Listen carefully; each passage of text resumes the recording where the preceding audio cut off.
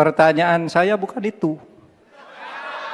Pertanyaannya itu, dulu Pak Prabowo bertanya, katanya Pak Jokowi tidak mau ngimpor beras. Lalu sekarang faktanya, per hari ini, catatan data ini harus dibaca ini.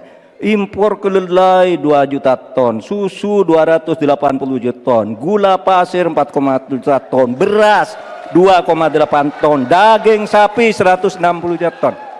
Mas Gibran, saya menghormati Anda sebagai calon wakil presiden sehingga saya tidak akan bicara secara menjebak dan receh-receh.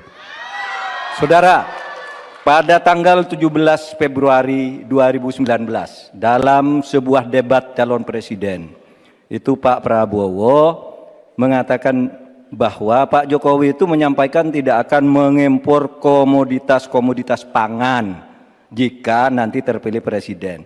Ternyata kata Pak Prabowo nih, 4 tahun memimpin Pak Jokowi masih mengimpor dan itu merugikan banyak petani. Nanti dicek ya bahwa itu pertanyaan Pak Prabowo ke Pak Jokowi saat itu. Pak Jokowi bilang tidak akan ngimpor. Tapi sampai sekarang kita masih mengimpor banyak. Masih mengimpor banyak.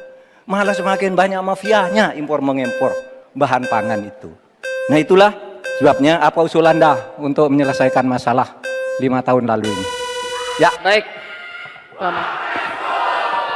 Cukup, ini kami persilakan Cawapres nomor urut 2 Bapak Gibran Rakabuming Raka untuk menjawab. Waktunya 2 menit dimulai saat berbicara, silakan.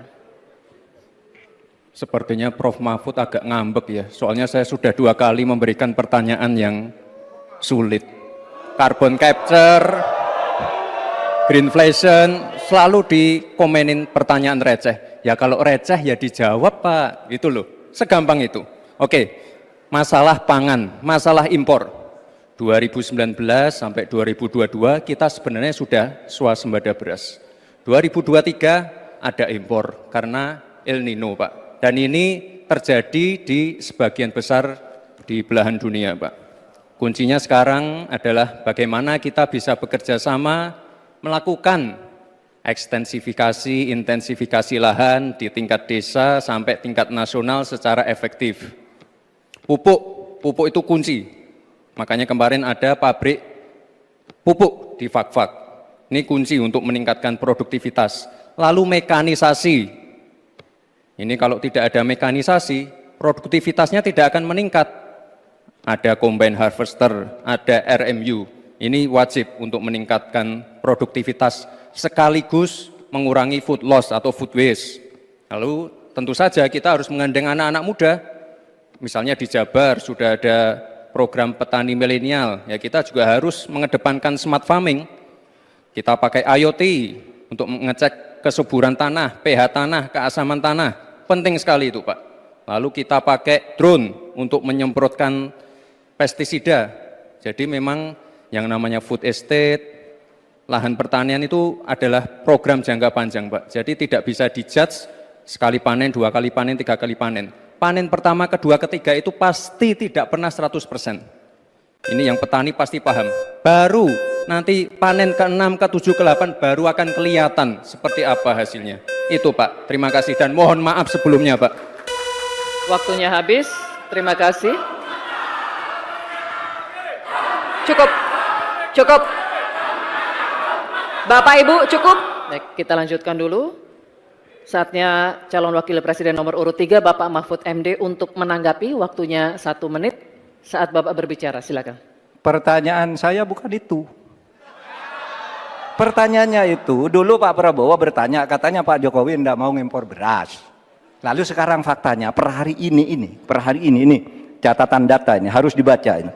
Impor kedelai 2 juta ton, susu 280 juta ton, gula pasir 4,1 juta ton, beras 2,8 ton, daging sapi 160 juta ton. Ini hasilnya seberapa dari hasil debat dulu yang tanggal 17 Juli itu. Perkembangannya seberapa? Semakin banyak nih angkanya. Semakin banyak impornya, semakin terdiversifikasi juga, diversifikasi juga impornya dari data ini. Nah, oleh sebab itu kemudian secara lebih mendasar saya ingin menanyakan posisi Mas Gibran dengan penuh hormat. Posisi Anda sebagai wakil presiden Bagaimana tentang konsep Trisakti Bung Karno terkait kemandirian ini? Baik. Selanjutnya kami persilakan cawapres nomor urut 2 Bapak Gibran Rakabuming Raka untuk merespon tanggapan dari Bapak Mahfud MD. Waktunya 1 menit Pak, dimulai dari saat Bapak berbicara. Silakan. Terima kasih Prof. Mahfud untuk evaluasinya. Sekali lagi saya mohon maaf jika ada kata-kata saya yang salah. Tapi sekali lagi, ini harus kita evaluasi. Dan kita jangan memberikan narasi-narasi yang menakutkan kepada warga. Intinya adalah program-program yang sudah berjalan sekarang. Nomor 1 dan nomor 3 ini kan kompak. Food estate gagal.